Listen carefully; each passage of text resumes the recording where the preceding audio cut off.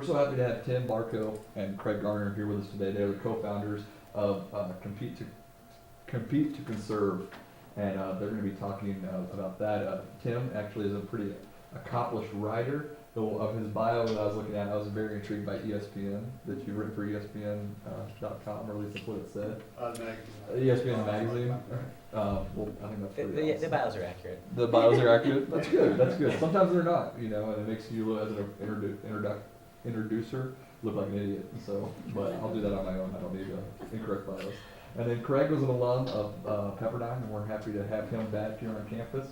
Craig now actually does hospital administration, and Tim is a writer and co-founder of not only this company but also Smith Magazine. And so we're happy to have both of you, and we're excited to hear what you have to say. Thank you so much. Should I not move around? Doesn't matter. Doesn't matter. Hi. Hello. Is anyone here from the law school primarily? Mixed? Or the lawyers, I guess?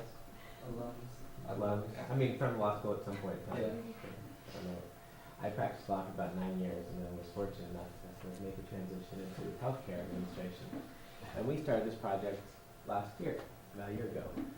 And the first question I have is, if anyone knows, how many baseballs does Major League Baseball use in the course of the season for the 30 teams for the 162 games?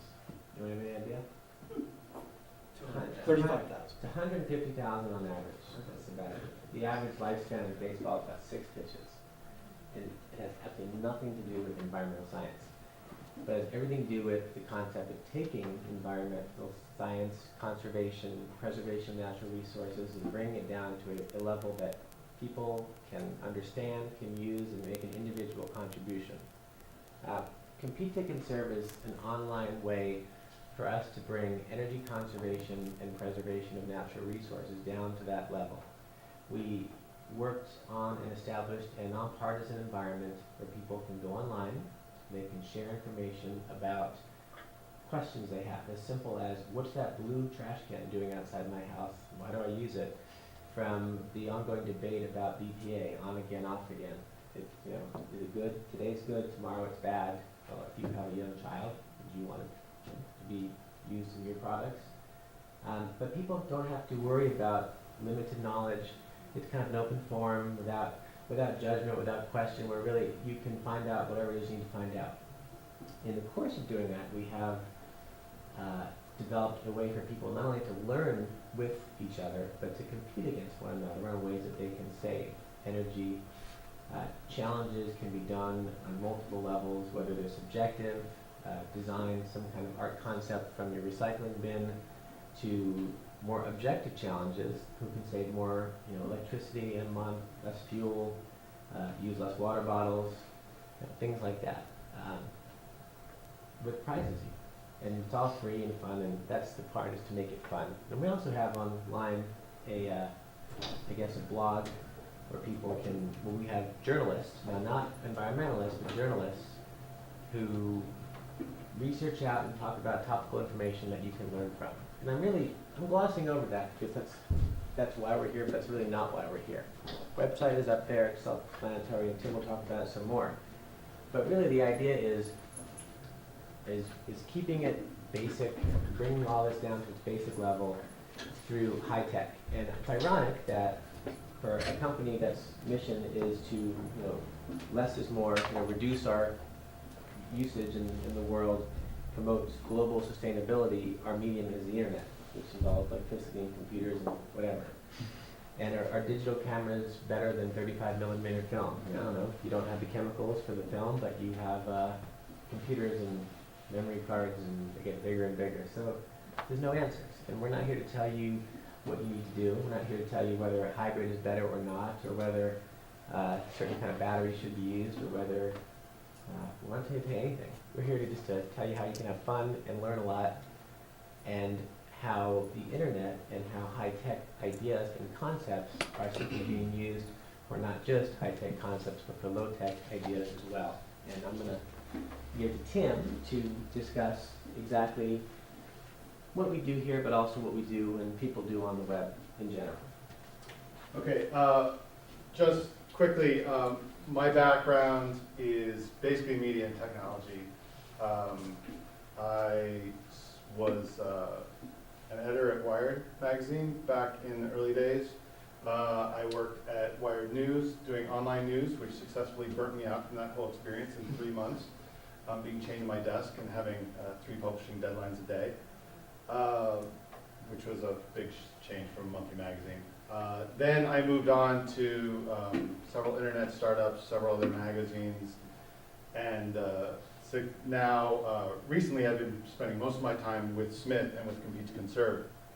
Smith is a site for online storytelling. It's very much of a bottom-up kind of approach.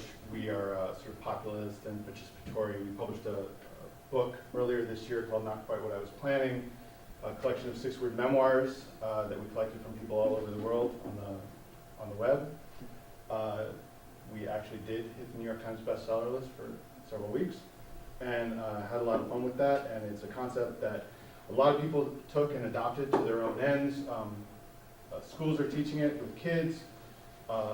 Pastors are using it in sermons to have people think about their lives. Support groups of all sorts are using it. So that's sort of been an interesting experience of really sort of handing over control to people and seeing what they can do with an idea. And with Compete to Conserve, I wanted to take a similar approach when Craig first approached me with the idea. And we decided that it would be really interesting to try and build a community and let them take control of what, and let them decide what they wanted to do and what they were sort of committed to attempting. Instead of reading another one of these top 10 things that you can do to be green lists, which I think we're all sort of get very tired and just sort of flip the page when we see them. We were much more interested in what people were really doing and really attempting, and try to build a site, a community where people could share those ideas and support one another. So basically what we're doing here is trying to make a game out of this process. Now when I say we want to make a game, it's a much more loose definition than something like, say, Monopoly or Tag or something like that. But what we're trying to do is, you want to keep things fun. You want to give people incentives. You want to keep them sort of alert and tied into what you're doing. One of the best ways to do that is to make things more like a game. One of the best quotes I heard in the past couple of years was actually at a talk that I had no idea what was going on. I just walked right into it. It was about video game business. These guys were talking about in-game advertising and Second Life and putting Coca-Cola banners inside the game and stuff like that. But one of the things that was brought up during that whole thing is that the more things become interactive, the more things become a game. The more times you're asking somebody to do something, the better off you are if you make it a game, if you make it fun for them. You'll get a much better response rate. So those are a lot of the concepts that we're trying to implement at Compete to Conserve. And by no means, I can't pretend that we have this figured out. The one thing that's sort of great and really troubling about the web is that it's a constantly evolving product.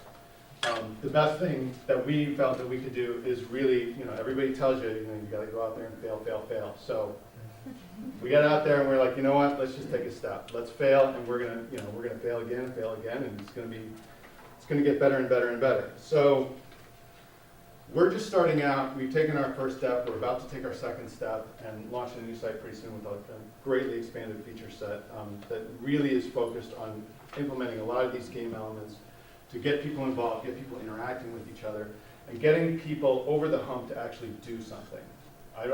We don't really care, like Craig said, we're sort of nonpartisan, we're sort of taking stuff out. We don't really care what it is that you do, but we want you to start integrating change into your life and get used to the idea of making small changes every day, because we think that leads to greater things. So the first thing, I guess, I have a loose set of notes here, so just bear with me. Hopefully I won't read off these too directly. But what good are games? I mean, I think that we see games in a certain light. We see the fun that kids can have with them. But games are actually extremely open in terms of what you can do with them. I mean, they can teach you a lot of information. There's a whole category, a really exciting area of serious games. which basically put you in situations, teach you the way a book would teach you, but in a sort of interactive environment where you can explore and play with inputs and see how, say, you would run. SimCity is a great sort of thing. How would you run a city? That SimCity concept is being adopted by a lot of people.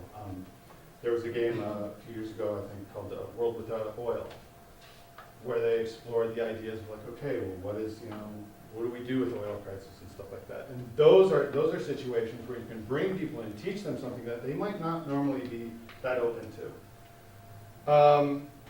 One of the great things, one of the things that we use sort of games for is that they can reinforce behaviors, thinking, physical abilities. My lion cubs playing. Lion cubs, they learn how to hunt by playing with each other. This is playful. It seems like nothing new, but they're practicing. That his brother or sister right there is, that's dinner, potentially one day. So, we see in Second Life, games can take you to new places, explore, new things that you've never been to, new places. Darfur is Dying is another great example. That was a serious game that MTV sponsored a while back, and that was a unique opportunity to expand the horizons of your typical MTV viewer and see, and show them a part of the world that they aren't going to get watching, music videos and whatnot every day. Another thing games are good for, math skills, pattern matching, learning statistics, stuff like that. Those are simple things, but you look at baseball and the things, baseball, you learn a lot of statistics if you actually follow baseball and you're looking at the numbers and you get into that stats thing. So, what we are more focused on, what I was going to talk about a little more today, which actually has a wide variety of applicability, is what we call reputation systems. Reputation systems are a way to sort of manage a community, manage people within a community, and keep them coming back, let them level up. It's a way to organize people, keep them contributing, manage a group. The reason these things are actually important is because despite everything that you've heard about the wonders of the internet, it all boils down to one simple thing. It's just people. It's you and me coming together, sharing our experiences, and that's all the internet really does. It's very good at it. It can do it faster and wider and better than almost any media that we've seen to date. But it all comes down to the fact that it's people. So how do you organize these people together? How do you get them to behave in ways that are appropriate? I mean, I don't know if you guys, everyone here's been to YouTube and seen videos on YouTube. Has anyone actually read the comments under some of those videos? Unbelievable. I've never seen, the conversation degrades so quickly. It's just like, and so, they've got a commenting system there, but, they've actually made a lot of efforts to actually sort of push it down on the page and kind of hide it because it's just really not. I think it actually conflicts fairly seriously with the business model that they'd like to develop. It's difficult to sell, say, Saab or Ford on advertising on your site when it's just 11-year-olds are just going crazy. So actually managing and sort of guiding people to reinforce the behaviors and the sort of community standards that you like is actually a very sort of difficult thing. And games can actually help a lot. I mean, the types of games that we're going to be talking about today, that at least I'm going to be talking about today, are things that you see on eBay. eBay initiated a point system very early on, as far as, this is a bit of a game because, frankly, who are you going to trust more? It becomes a trust game. Do you trust the guy with 2 successful transactions, or the guy with 1,100?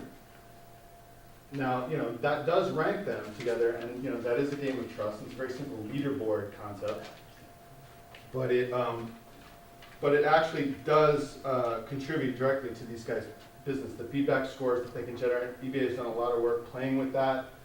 They want to keep things honest, but obviously more on the positive side. I think they've been criticized recently in the past for sort of downplaying the negative feedback that you can get on there. Poking on Facebook. What is that? I don't even know what that is. Like, what is it? It's just like, it's tag. And yet, poke wars break out all the time. This is like this is a ridiculously simple feature. I mean, you almost think it's like, why would I do this? It's not even like what? What does that even do? And yet, it gets people interacting with each other, and people poke, and you know, it's not something, you know, it's something that's so simple, and yet users can take it on, and it's, you know, they imbue it. It becomes imbued with meaning from the people who participate in it. So one of the most interesting feedback systems that does apply in a lot of situations on almost any given site, most sites have member profiles. One of the most brilliant things I've seen in the past few years, and a lot of people commented on this in the past, is the feedback mechanism on LinkedIn profiles. Is that anyone here on LinkedIn? Probably just about everybody. They have a progress bar on their profiles that tells you how far along you are in filling out. How far are you, Scott? How far along are you? 100%. All right, see? Yeah. Now, getting people to fill in personal information on a site, even one as arguably as useful as LinkedIn, is extremely challenging. People are just not that forthcoming. The progress bar gives you a simple, very simple visual feedback system of filling it up. This is a game, it's a very simple game, you play with yourself, but what it enables you to do is get people to give you more information than they normally would. And it's just that simple thing, seeing that thing going from 65 to 70, I'm not 100%. I thought I was going to get there, but then all of a sudden I got to do some more stuff, and so now, you know, it's like it's getting harder and harder to level up. I got to get more recommendations from other people. So, but what they've been able to do that's interesting is you can tune that to not just say like, well, I need your first name, last name, all this basic stuff. But now on the higher levels, I can make it harder. I can make you do things that I actually want you to do that are sort of expanded. These are secondary things. What LinkedIn does is like, yeah, you fill in your profile, your name, your job, you know, you sort of do that resume thing. But to get up in the higher reaches, you got to write reviews of other people. You got to write testimonials. You got to get testimonials. So now what they're doing is they're reinforcing the behavior that they want people to do on the site through a simple progress bar. It just goes up a little bit, just a little green bar. Nobody really sees it but you, but it bugs you. It bugs you because you want to get up higher. Now, what's great about that is that it's a very simple game, and it keeps you doing. It reinforces the behavior that they want you to do on the site. They want you to do these set of activities, and they're working that into the game so that you get used to it. They use the little carrot here, and also you're doing the testimonials, you're doing it, and it eases that barrier. Now you've done it once to get over that hump, to level up. You're much more likely to do it again and share, you know, your thoughts and feelings about other people. It becomes more something you're comfortable with. It increases the number of testimonials. It makes the whole site function better. Because getting people to interact with each other sometimes isn't that easy. Writing a testimonial about another person, that's a big step. It requires you to sit and think and figure out, oh my God, what am I going to say about this person? It takes a lot more effort than sort of clicking a button. You have to create original content, you have to think, structure, maybe a couple drafts you write. You might have to run it by the person through email, just real quick. Are you cool if I say this about you? So that, you know, that is there's a lot of actually sort of really subtle, great things that are happening in that LinkedIn system. And I even have a LinkedIn slide, but I totally forgot about my site. There we go. So, see, I could have even shown you the whole time. See, I'm only at 95%. I need to add another recommendation. So, but the great games on sites like this are ones that don't take you to another place, get you doing another thing, but they're getting you doing the thing that you're supposed to be there in the first place for. So, what else we got here? There are other things, content reputation systems. Everybody probably knows Digg. Digg, not not so much now, but say maybe last year was a very big deal in certain internet circles. They were the future of news. They were going to be killing every newspaper on the planet. Digg is a ridiculous game. Digg is a game, and you're not seeing it here, but every one of these stories is submitted by somebody. And the more you submit, the more good stories you submit, the higher you climb in these leaderboards. This is, I mean, and they've gotten into a lot of trouble in the past when they changed the rules. They changed the algorithm, which determines like how you're ranked. A lot of their users have revolted. A lot of their users now are selling their reputations and their ability to get a story highly ranked on this, because this does drive a lot of traffic to your site. So they can get your story on the front page of Digg for $1,200. Does it really work? I don't know. But they're starting to sell these services. Digg is really just a game. Digg leverages these voting buttons. Now, what's interesting about the voting buttons is that a lot of people are using these around vote on content, rate my content. What's important, though, about having a voting button, and a lot of people miss this, is that you need this page. You got to have the page where all the votes are listed and everybody's ranked. You can't. I mean, there's no point to voting anything if there's no ranking. And a lot of sites will use this, but they won't place enough emphasis on the leaderboard and who's on top and who's on bottom. There are ways to manage this. I think a lot of people worry about the leaderboard stagnating because you get the top stories get out there and then they never come up. There are very easy ways to tune that and just really go for like the last 30 days. You see what Digg does is that they've got different times here, and they actually, what's default is actually most recent.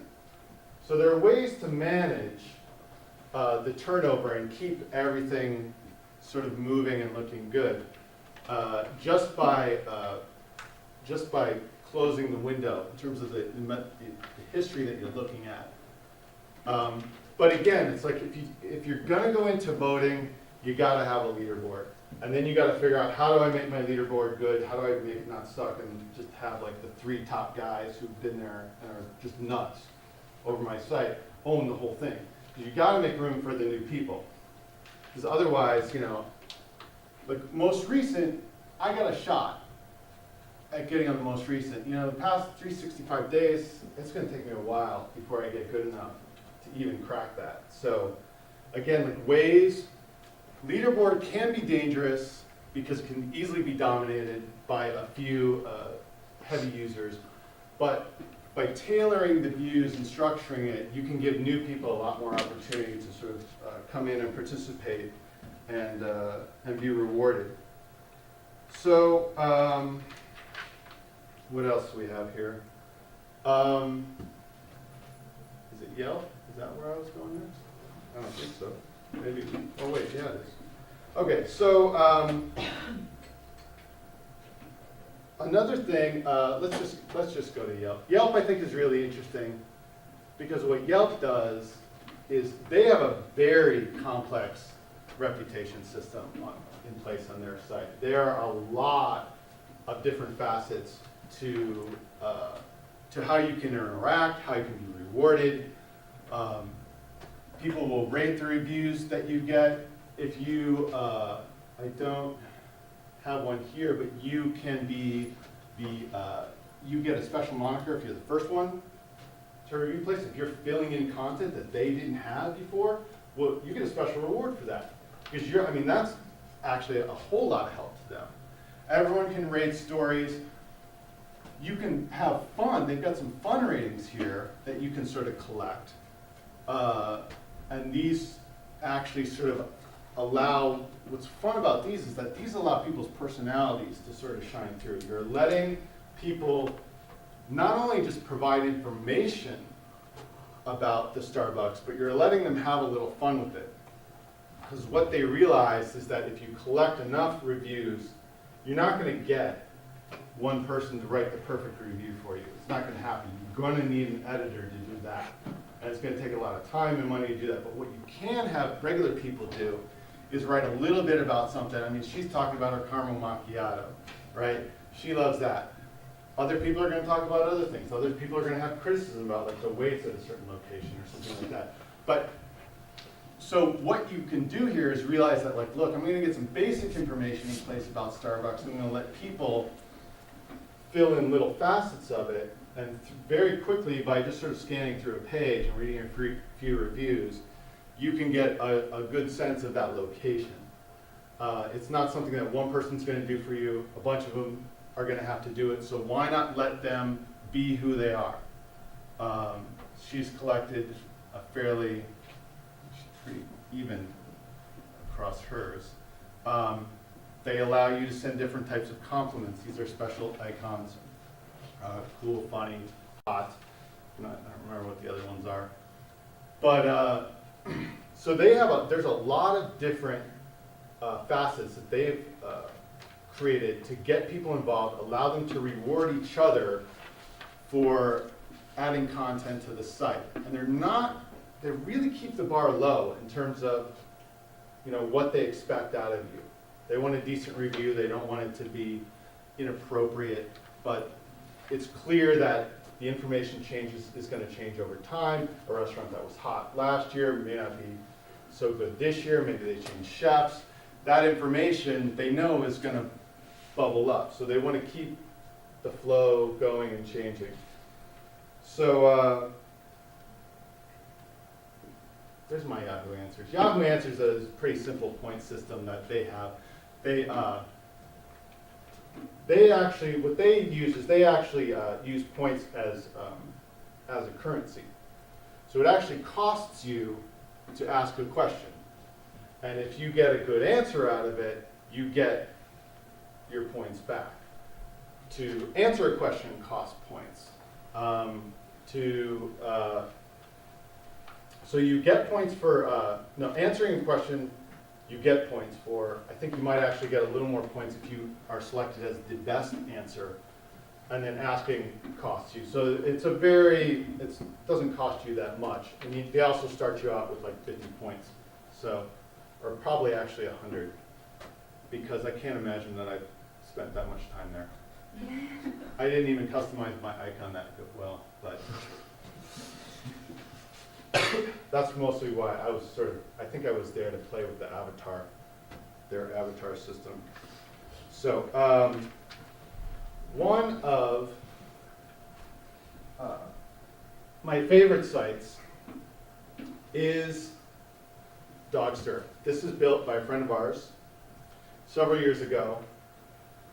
This site is almost the prototypical example of what you can do with the community. These are web pages. He started this up right around the time Friendster was starting, thus the Dogster. That stir compilation. Catster, hamster. Yes. That was kind of popular at the time. He does have a catster. Hamster is probably or hamster stir, maybe? I don't know. But this is a site where people make web pages for their dogs. It's completely ridiculous and borderline crazy. And very successful. One of the things, Ted has sort of dubbed these passion-centric communities. There are situations where people are behaving irrationally. It is not a rational decision to spend this much time creating web pages for your dogs. But people love their dogs, they post pictures, they can post videos now. And one of the great things that they've done is a lot of sharing of gifts. So you can give people stars. There's a lot of different kinds of stars. There's rosettes. I believe rosettes you might actually have to pay for. I'm assuming that the Febreze were sponsored. There's a lot of Febreze little doggy tags around. But This is actually a new feature that they added, the virtual gifts. People pay for these. People plunk down money, credit card, type in the numbers to purchase these to put on other people's profiles. That's what they do. So, and the thing is that it works really well. People love this stuff. So, virtual gifts are another sort of like, it's actual, they are a currency that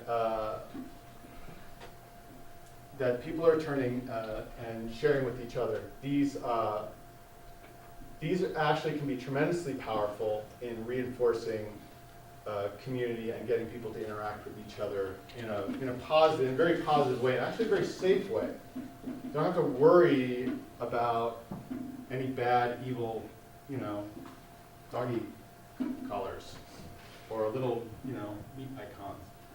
These things are all sort of predetermined, and everyone acts within the sort of expected boundaries, and everyone sort of feels safe and have fun, which is actually very important when you're talking about people's dogs. You don't want to start talking trash about someone else's dog. And these people actually, Ted has had learned an amazing number of lessons just in terms of really communicating with the community about potential changes that they were thinking about making to the site. Anytime that they went off and tried to do anything on their own, it is their site after all, they just build it. Anytime they implemented anything differently, and that the community actually was up in arms. Just surprise, you can consult us, what's exactly going on. You're messing with my page, it has all my dog photos on it. But the interesting thing is that is where you want to be. Where you want to be is where people really, really care. And so integrating just, a simple, profile page with some extra features, and a lot of this is actually sort of the place you want to be. Sorry, losing steam, picking up the paper. So anyways, yeah, amazing community spirit that they built up there just because they're placing little stars around. It's not something you would necessarily think is that important, but it is a visual feedback mechanism. It makes people feel good about what they've been doing. They're posting pictures of the dog. Who cares? A lot of other people who post pictures about their dogs. So, so yeah, virtual currency, virtual gifts, and another big idea that I think we're only starting to see the beginnings of. So, let's see here. What do we have? I think that couple things I wanted to point out just quickly. Things I was supposed to skip this, but I'm not going to because I want to talk about it.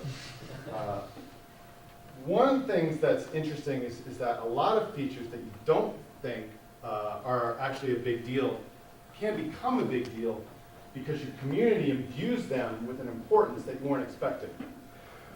The biggest example of this is MySpace's top 8. MySpace, everybody knows MySpace, you have your friends, they have a top 8. It's a way for you, they can't feature all, they want to promote the adoption of friends and want you to have as many friends as possible. You can't show them all on the same page. So they decided, okay, well, we'll just have I believe it actually used to be top 5, and they expanded it to top 8. This has caused an unbelievable amount of strife and stress and fights and lost friendships because a lot of young kids don't understand, why am I not in your top 8? What's the deal? And not only that, I thought I was your best friend. You said yesterday I was your best friend. Why am I number 2? Why, is Jennifer number 1? I don't get it. Now, this is something, it's just, they didn't mean to rank it. It's not numbered. It's just, it just sort of goes across in a row and floats around. But clearly, people, we read left to right and up and down. So clearly that, top left is number 1, and down there, that's the last one. That's number 8. So I mean, it's sort of the law of, you know, unintended consequences, unexpected behavior. A lot of times you're doing things that you feel are very simple and straightforward. Users, your members, do not use them in the way that you think they will. They use them in the way that sort of suits them best. MySpace Top 8 became a big sort of social phenomenon for these kids who have fairly small social circles. So, you know, and they don't probably get out on the internet that much. So it's a bigger deal than I think, you know, people of our level and our experience would think. We have a lot more friends, a lot more different types of relationships. We understand that better. A lot of younger kids don't. Another fun thing that happens a lot with rating systems and review systems. I don't know if you've ever explored Amazon's. They have one of the best review systems out there for many reasons. You don't really see it. But there is a tremendously vibrant community on that site. Underneath all the product listings, you sort of have to go down and search for it. But if you follow the sort of reviewers who go out of those review profile links and stuff, you'll see an amazing other world that operates underneath their product database. What's interesting though about, and what you see at Amazon, with review systems, a lot of people go and they have their 5-star review and they write their little comment. And everyone expects that you're gonna really use your 5 stars and really, you know, you've got 5, so they're gonna be good. You gotta make everyone count and you're gonna write your review what you really think. What actually happens in practice though, is that people generally, you know, don't rate things really that highly or that poorly, so most things end up probably around 3 to 4.5 stars. Unless it's, say, Buffy the Vampire Slayer or something like that, in which case it's all 5 stars because those people just come out in droves. But what's interesting, and you can see this, it's a lot of fun at Amazon, is that if you go down and read the poor reviews, the people who stuck things at 1 star, a lot of times it's not because they hated the product. A lot of times it's because they had a problem. Maybe it's pretty trivial, it was late, they didn't like the guy who delivered it, but it's an opportunity for them to rate things 1 star and have their review stand out. Everyone else's review is sort of in the middle, but if you give it 1 star, you can complain about something. And people are gonna see it. You're gonna be on the first page. So that's an interesting situation where you put up something as simple as a review system, which is in a lot of places, and people don't use it the way that you think they're going to use it. So,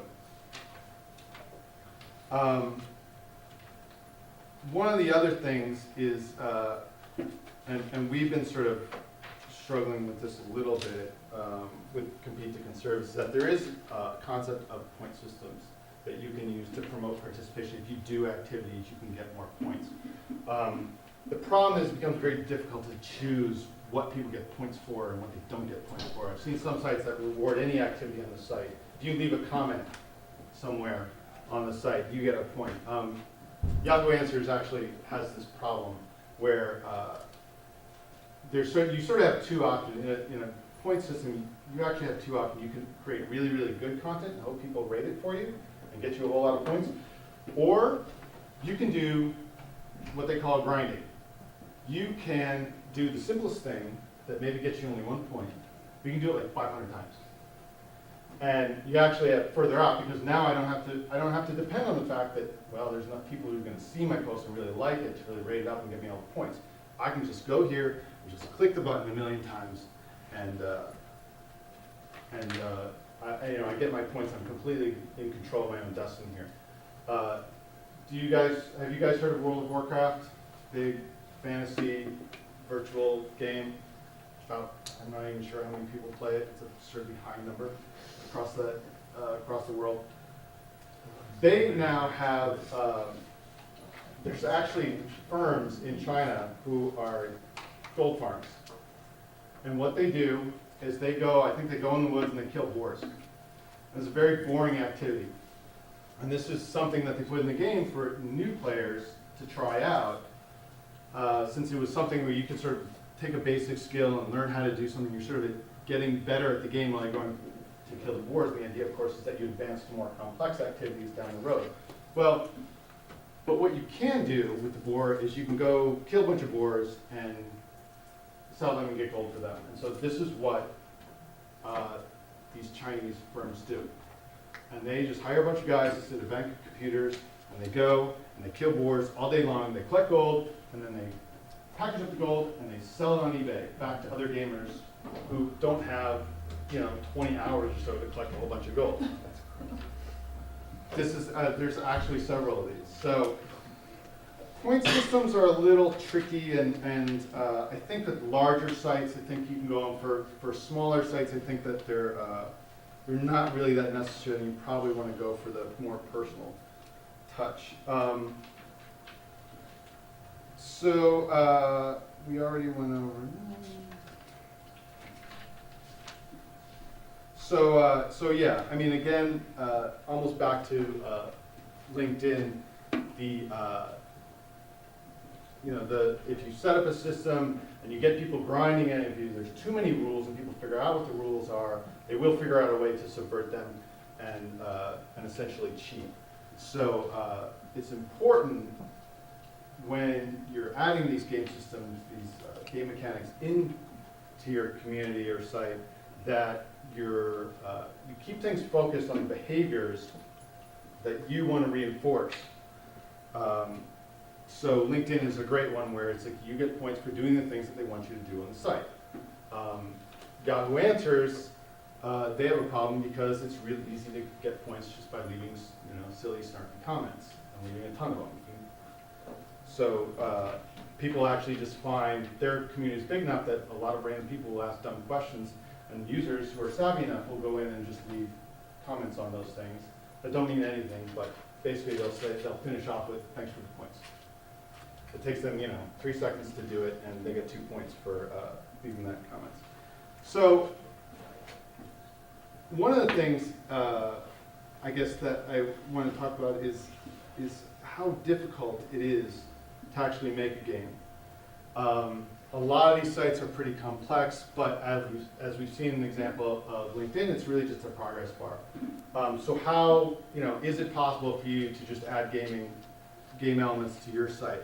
I think one of the easiest things to do are things like scavenger hunts.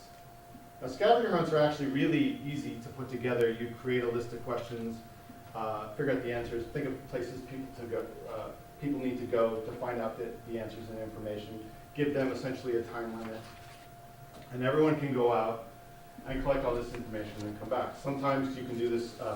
There's a lot of sites that can help you do this too. I found a couple of them that are pretty new. Scavenger.com is an interesting one. They're a web-based one where you can sort of put together your scavenger hunt there, and people can participate, and then you can, within the time period, you can judge. There's another one called Scavenger, without all the vowels, I believe, .mobi, which is actually a mobile version, which is actually really interesting. Now you can put together a scavenger hunt, give people directions, and they have to go out in the real world, and they basically text back their answers, and if they're correct, they get the next question and can move on to the next location.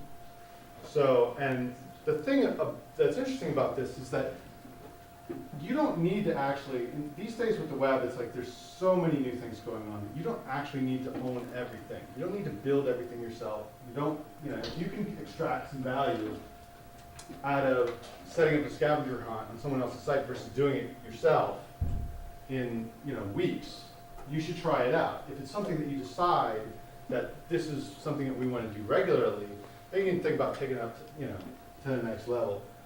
But to begin with, there's a tremendous amount of resources out there for free that you can just sort of try it and bolt on to your site. And then, if you decide that this is something that you really want to do,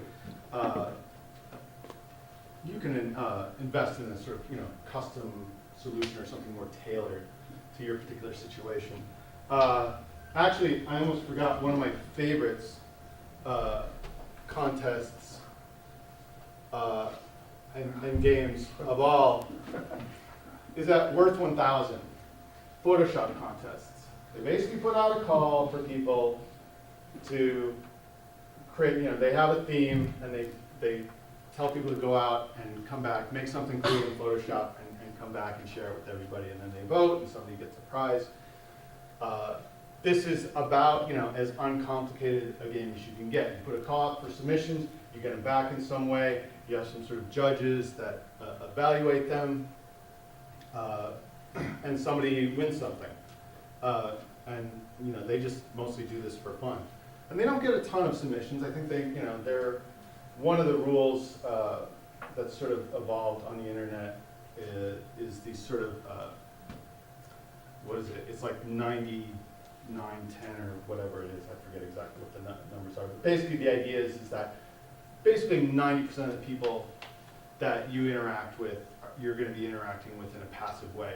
Then you get about 9% who are going to start interacting with the site, rating things, leaving comments and stuff like that. And only 1% of the people that you deal with are actually going to be your content creators. They're actually going to put up original stuff on your site. So, and frankly, in almost everything I do with the internet, I use the 1% rule.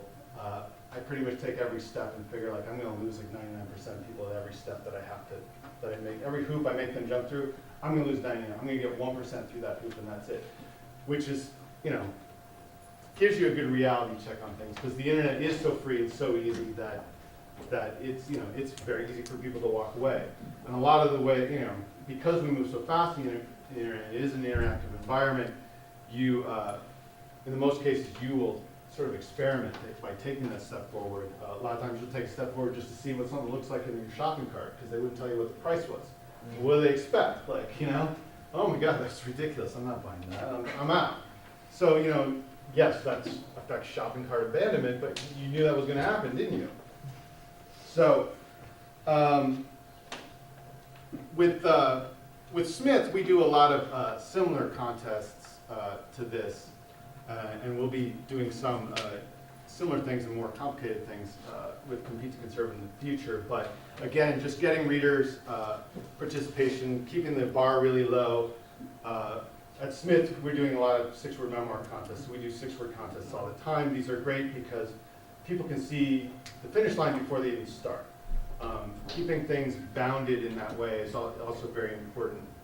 I think a lot of times we don't think we are, but we're asking too much of people to write a story or something like that. 6 words is ridiculously short, and yet it seems to be just like that's about as long as you can go. I mean, I think the drop off after that it's going to be pretty precipitous. But and then another thing that we do at Smith is we don't make it complicated. We have judges for prizes. I mean, a lot of times judges is having judges there actually helps you. It brings a lot of it. Actually, can be a built-in PR thing if they write about it on their sites and in front of their audiences.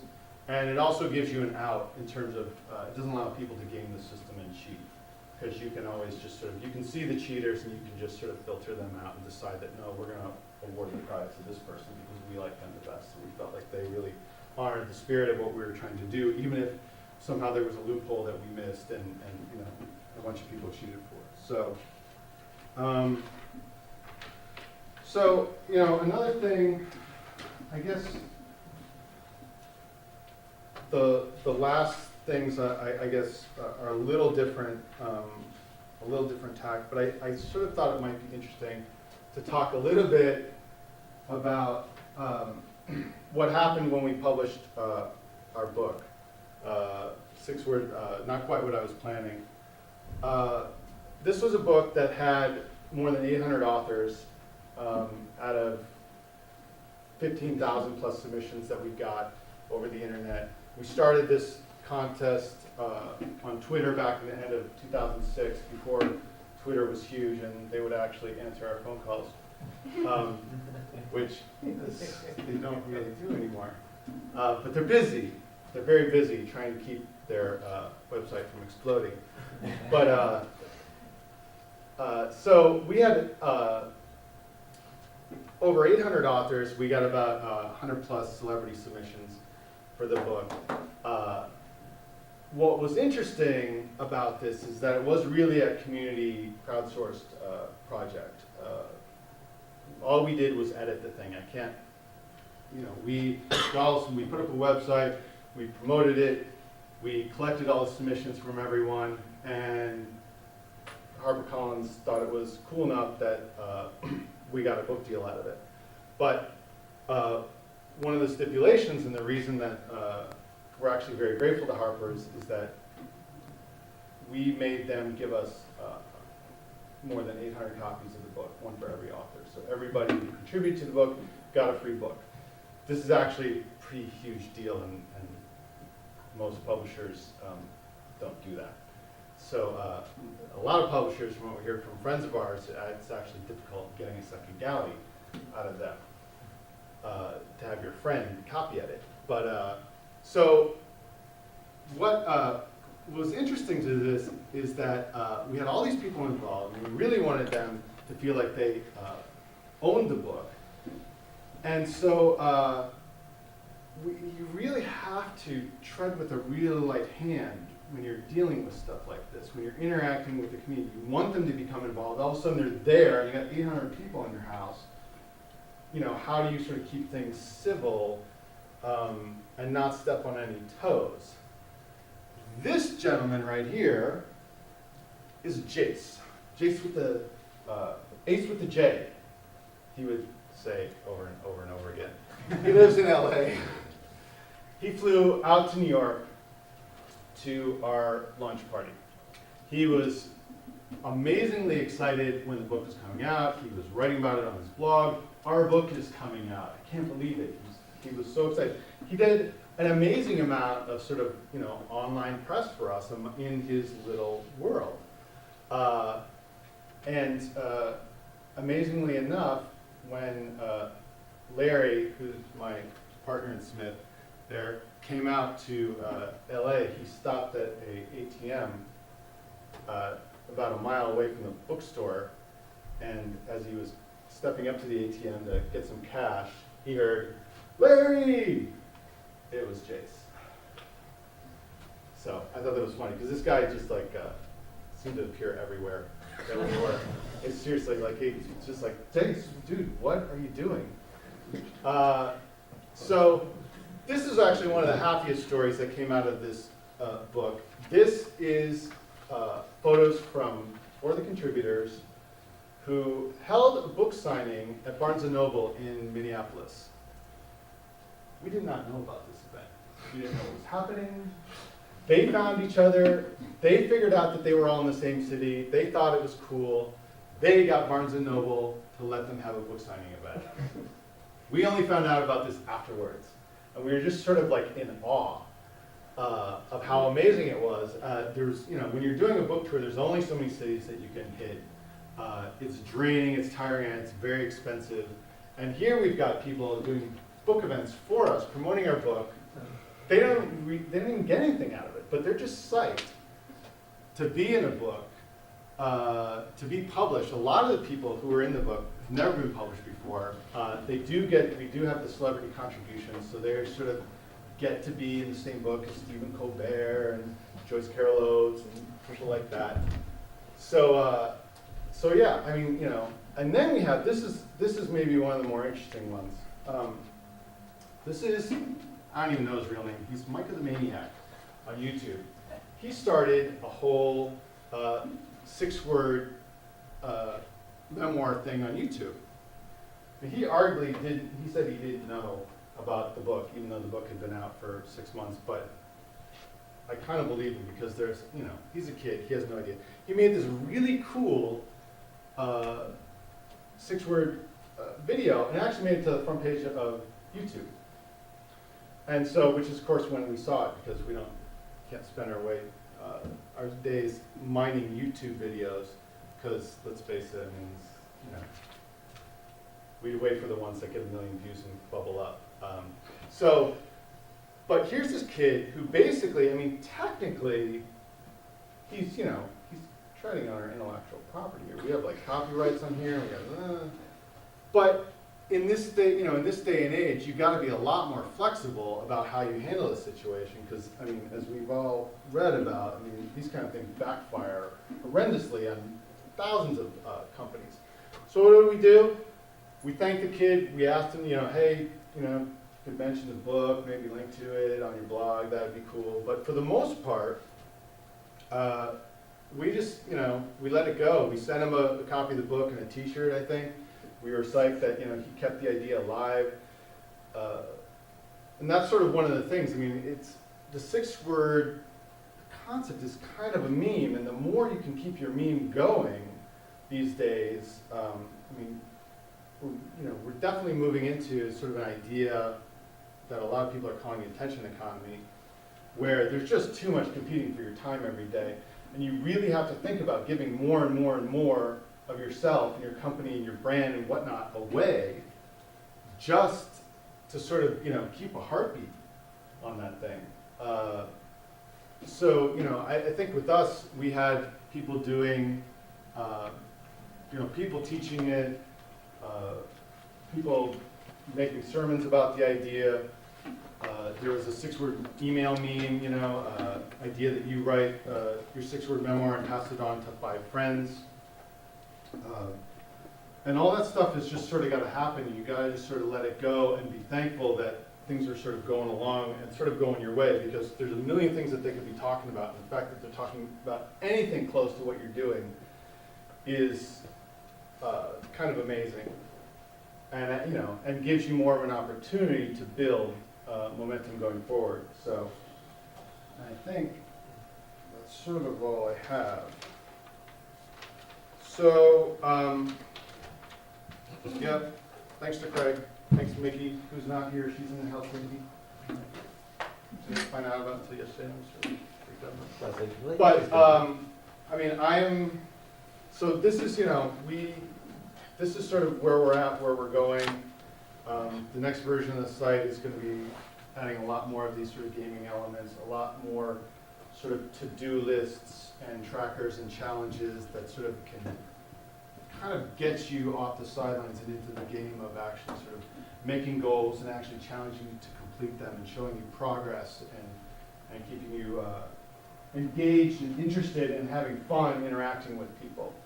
So so that's sort of where we're at. I mean, This seminar is high tech meets low tech. So this is high tech, and I'm definitely low tech. oh yeah. The conference is Revolution Through Social Enterprise, and this is essentially what we are trying to accomplish on our website. We're going to save the world. I don't think we're going to save the world, but you use high-tech concepts which have implications way beyond at least my imagination, probably anybody sometimes. They just kind of have a life of their own.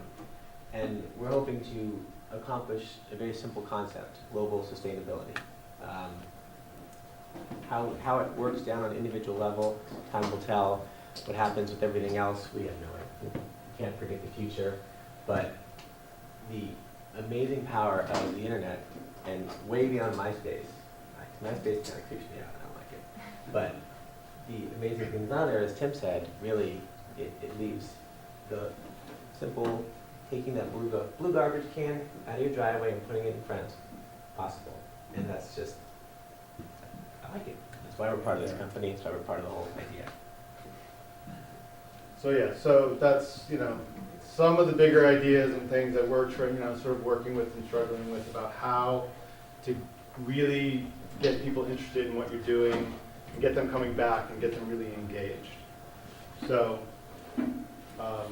that's all. I mean, we know a lot of other stuff. If there's any questions that you have. You talked a lot about getting them back, but how do you get them there in the first place? One of the things that we'll be doing a lot of sort of grassroots kind of viral things are organic, yes. A lot of working with other blogs. Again, there's no real, I don't have like any sort of magic wand. It does come down to people again and reaching out to them. I think one of the great things in sort of this more democratized media space is that people are a lot more approachable than maybe they were. It's easier to get to them in a lot of cases. It's also easier for you to get a little bit of their time, a little bit of their blog or their website. I mean, the great thing about people who have a blog from someone who, say, needs a little press promotion, is that that person has kind of screwed themselves. Now they gotta write about stuff, like continually. The more successful you want your blog to be, the more you have to write about it. You know, some of the top blogs, Tree Hugger posts 20, 30 posts a day. And Gadgets, I think, is a gadget blog. They do maybe 35 posts a day, mostly regurgitating news releases and stuff, but every once in a while they have some interesting things. So, so getting on the radar with anyone who has a blog is one of their top priorities. They always are looking for things to write about, and they are more approachable. So, so that's a strategy. Everything on our site is designed for.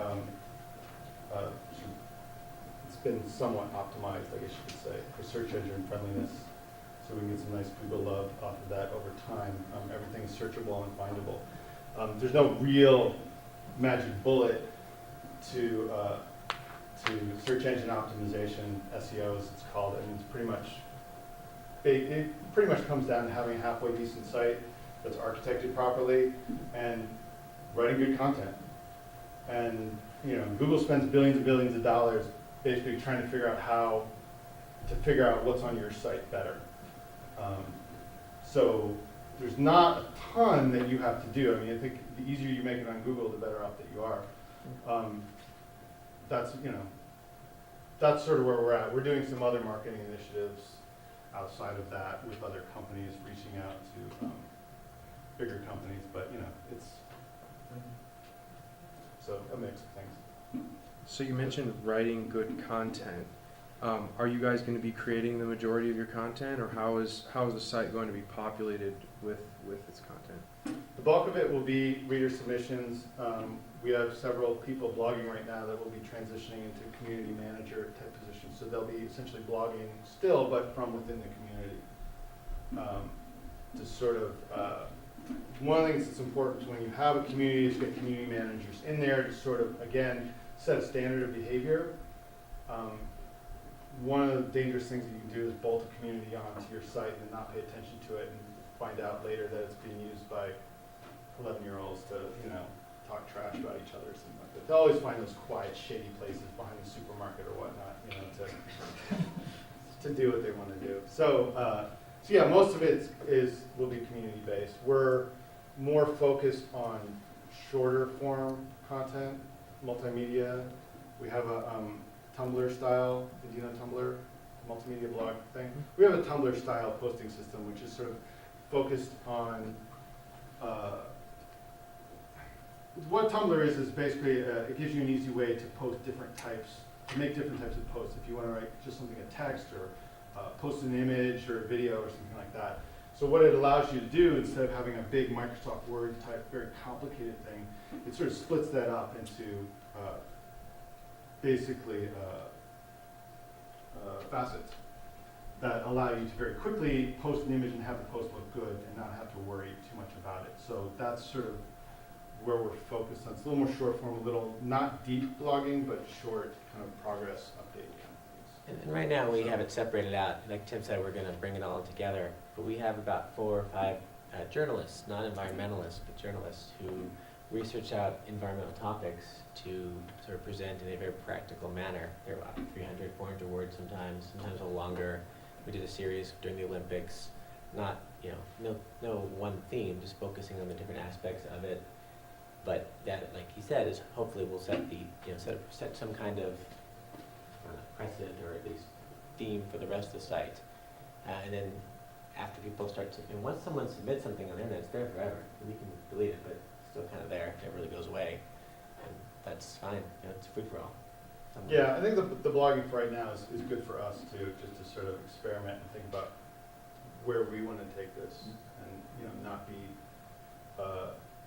tree hugger, and find a little place for us. I'm not that competitive person anymore. I know it's probably a horrible thing to say, but I sort of realize the most competition is something that we sort of create for ourselves to drive us along, and in that way it's good, but it can also be very sort of damaging because you sort of turn turn the other guy into an enemy, a spy, and stuff like that. And one great thing about this space is that we've all got such a huge mountain to climb, you know, it's just like, there's so many obstacles for us that everybody who's on board in this space in any way, helping out and getting people to talk about this versus the million other things that they're gonna be talking about that, you know, is great, so.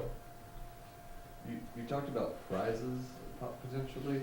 Is Yeah. that more in like the incentives of reaching that 100% bar, or is that more like tangible prizes? Did you get those? We're gonna be doing, well, Both. yeah, both. In terms of little actions on the site, it's good to have feedback, little reward systems and stuff like that. So we're working on tuning that. I mean, the great thing is I can sit up here and talk about all these great examples of things that people have done, and even those may not actually be working as well for those sites as they could be. So you have to sort of take those lessons and try and figure out how to shape them and put them into your site and play with them. And again, that's, you know, what we did. We launched the site, and it's not at all what we want it to be, but it's important to get something out there and do it, and then go from there. As far as the prizes things, we will be working with companies. One of the things that we want to do is create sponsorships with companies where they can actually sponsor goals and challenges, and we want to generate trial with a lot of new products and stuff. So what we'd like to be doing is getting samples from companies, their products, sending them out to a mix of members, probably mostly our more experienced members, but some new ones too, and getting them to write about it. Which gets you, you know, as advertisers, that gets you that sort of word of mouth presence. And if we're doing our job on the search engine optimization end of things, that stuff will be findable, and it will influence people's perceptions of product from a kind of grassroots level. So, how are you monetizing your site? How ultimately you want to make a profit, and once you get right. people coming to your site, how do you turn that into? Well, we do have, I mean, we're fairly focused in our category, and we do have a sort of mass market mindset. So we're sort of going after middle American, more female skewing audience. What the basic business model is going to be advertising driven, and for now, and the spin that we take is the sponsorships kind of thing, where we can go in and we can bring in companies with products and services that our members can then trial on the site. The word of mouth that you can get off of that is actually tremendously valuable, because sort of as Craig said, that stuff is around forever, and Google sees it and nibs it, and that does affect the sort of, you know, public reputation of your brand, your company. So that's a place for us to start. I don't know where to go. One thing I've learned over time is that pretty much whatever you think that you're doing now is wrong, and it will change. And as you get down the road a little bit, you'll realize that you're doing something, you know, you're doing something completely different. But doors, you don't walk down the road, doors don't open. So the advertising market is pretty tight right now, but I think we're in a decent category, and I think that with the community focus, I think we can get some traction. So, yes, hi.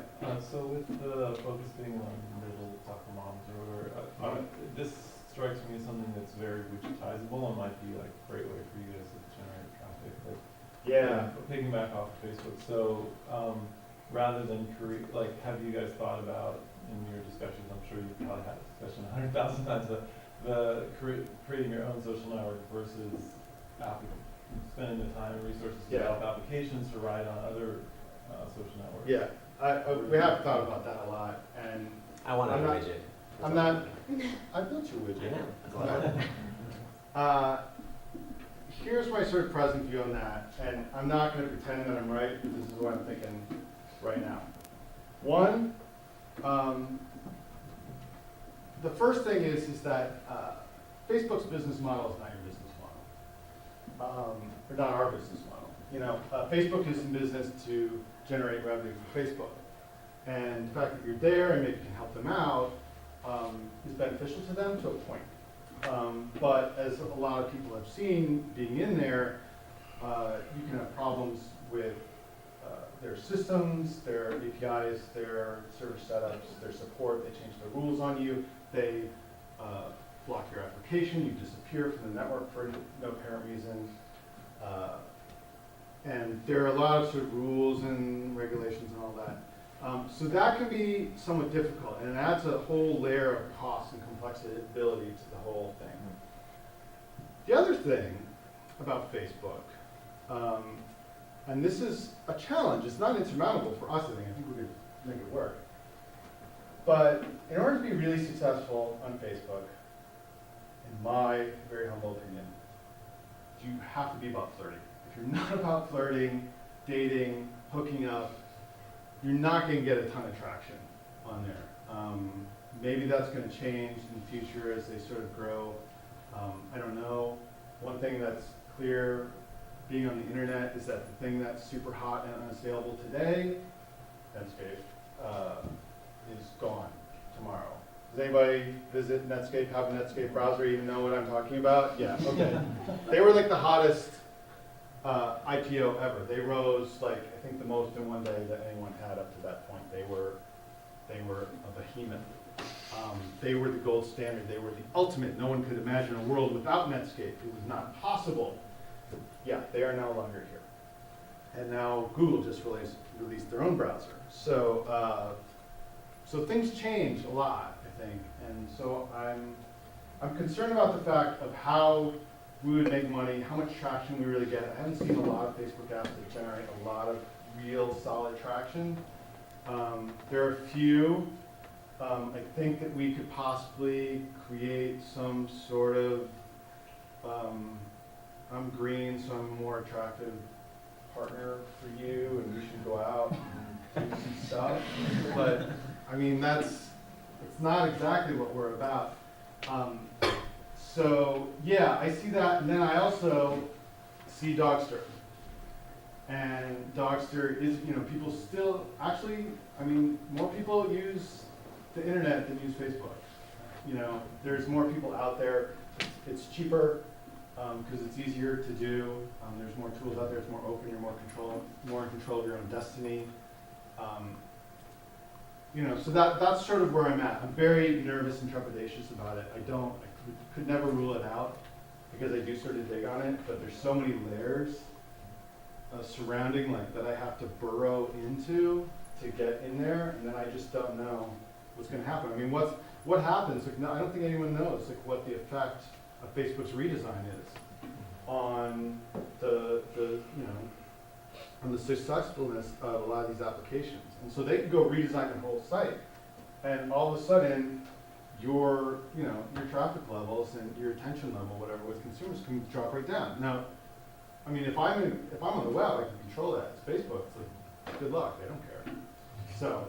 One thing though I want to add is that we talked about different kind of competitions we have, and one of the ideas was, and this is not a very easy idea to accomplish, but is the more objective a competition gets, the more it can sort of embrace a particular community. If you have energy competitions, people who can use less natural gas, petroleum, electricity, water at any particular time, it's not a very easy thing to do. It works in conjunction with the utility companies and with the individuals.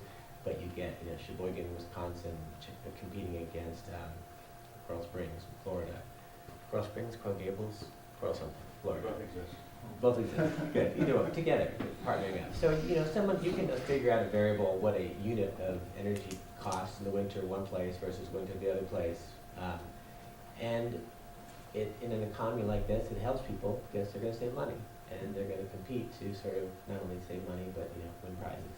Does sort of affect on a larger scale, city by city, co-op by co-op in New York or around here, apartment building, company by company. So in that regard, it has its own little internal competitions out of some kind of internal sort of social grouping, but not anything like Facebook or MySpace. The next session is in 10 minutes, and so we have like a 10-minute break. I'm sure both Tim and Craig would be willing to, over this next 10 minutes, to answer more questions if you have any. But it'll be back in the main hall, and Professor Kerr will be introducing it. So Thanks thank for y'all coming, very much. guys. Thanks for listening.